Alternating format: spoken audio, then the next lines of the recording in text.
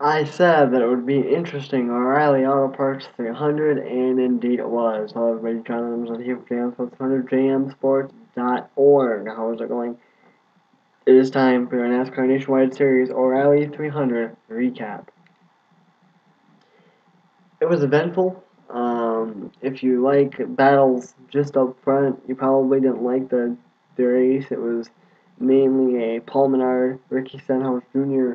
Affair, as they led a good majority of the 200 laps. But still a very interesting day nonetheless. They led 169 of the 200 laps. It was mainly Denny Hamlin that led 11, Austin Dillon led 13. I mean, those were your main leaders. In fact, there weren't main leaders. There were 7 leaders all day. So um, yeah.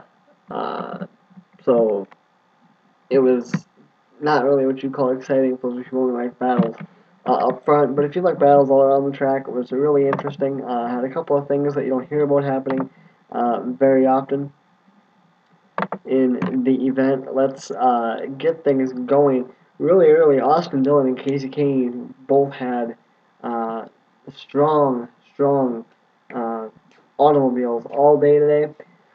They had a very interesting battle before we really got to any uh, any cautions or anything. Those two were battling back and forth, and you could tell early that those two were going to have very strong race cars. Around lap 45, we had a couple things happen. Actually, 3 things happened all at the same time. Kurt Busch would hit the wall, causing some debris to fly from his car. Also, Brad Keselowski would blow an engine, or so we thought. Uh, on the pit stops, Ricky Stenhouse, who had been dominating at this point, he was the only one in the early going who could really give Paul Menard a run for his money, would lose 5 spots on the pit stops due to problems with the right front tire. So it would be interesting to see how he would bounce back. Also, on that same caution, Eric McClure was pulled out of the car. He was having flu-like symptoms. Uh, really working with any kind of flu-like symptoms suck, but definitely I would assume that, working in a hot race car, especially in Texas, would definitely make things difficult for you. So he was pulled out, and Jeff Green, who had done the starting part, would get into the machine.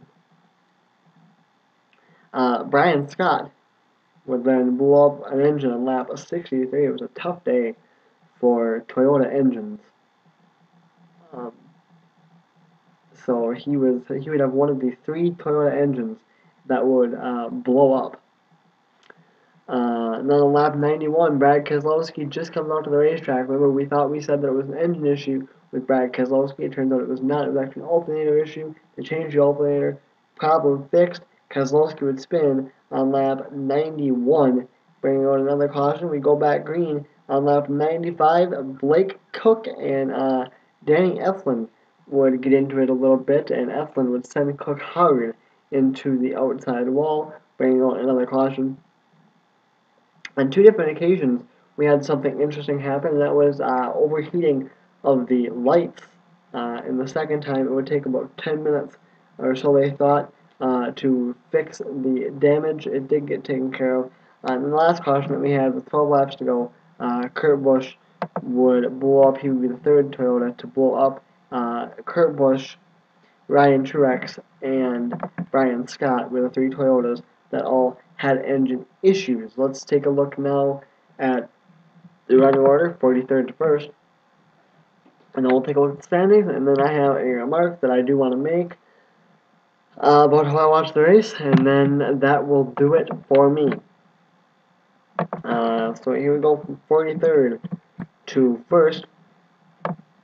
Finishing shotgun on the field was Jeff Green in his own car. Kevin LePage would finish 42nd, 41st for Scott Speed, 40th Josh Wise,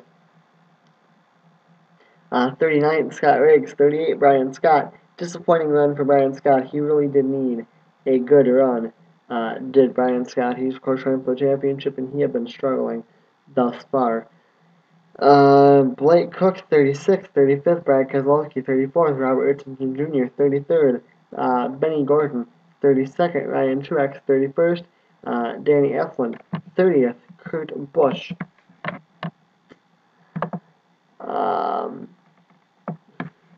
Jeremy Clements, 29th, 28th, Tim Hill, 27th, Tim Shandell, TJ Bell, 26th, Taylor Nelson, 25th, 24th for Eric McClure / Jeff Green. Of course, Eric McClure will get the credit for the points because he's the one that started the race.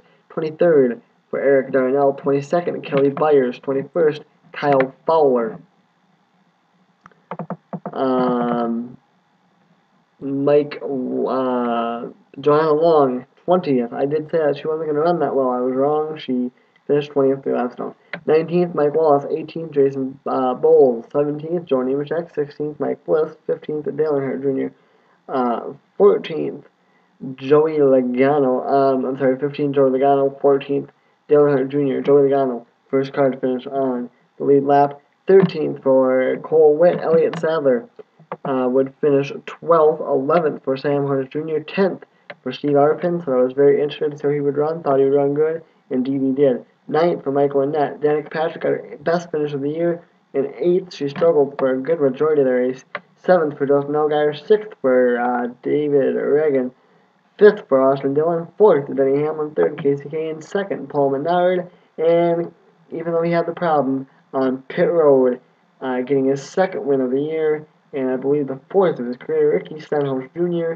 is shooting the guns off in Texas. 4th consecutive win at Texas for Roush Racing. Paul Menard finished 2nd after leading 100 laps, 69 laps for the eventual winner, Ricky Stenhouse Jr.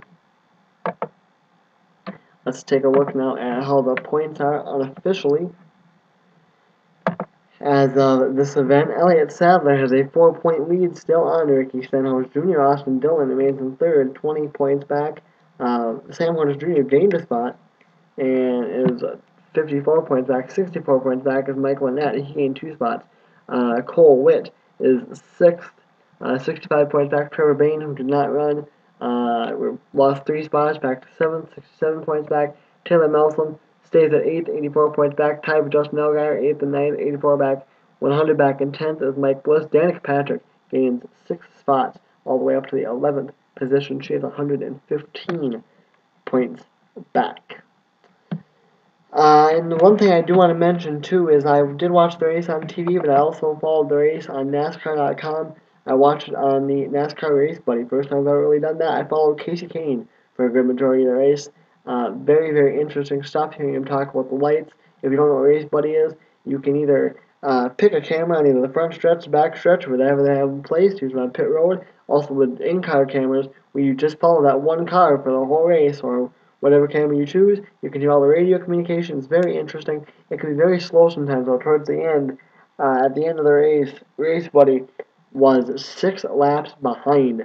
So the last caution, the last green flag was thrown with 6 laps to go. As Ricky Stenhouse Jr. was taking the checkered flag, Casey Kane was taking the green flag on the Race Buddy that I was watching. But nonetheless, still very interesting. Still a much better way to watch NASCAR races. I think that's how I'm going to continue to do it. I can't wait for tomorrow. Don't know who I'm going to watch yet. We'll see what they offer. Anyway, guys, that is going to do it for me. The NASCAR Nationwide Series is off next week. The Cup Series and the Truck Series head to Kansas. The Nationwide Series is off. They will take the track again under the lights the next time they're on the track, and that will be on the 27th of April, 2 weeks from tonight, and that'll be at Richmond. So more short track racing under the lights should be fun. I guess it was only short track racing today, but nonetheless, it should be fun. Congratulations to Ricky Stenhouse Jr. getting the win. For all you straight-up NASCAR fans, I will see you guys tomorrow night. Check out the Cup preview. If you haven't already, it is up. I will see you guys tomorrow night with my Cup Series recap for you diehard NASCAR fans. For just you Nationwide Series fans, I'll see you in a couple weeks in Richmond. Until then, I'm John Mosette from JamSports100, jamsports.org. Have a great night. Once again, congratulations to Jack Roche and Ricky Stenhouse Jr. I'm out. Peace.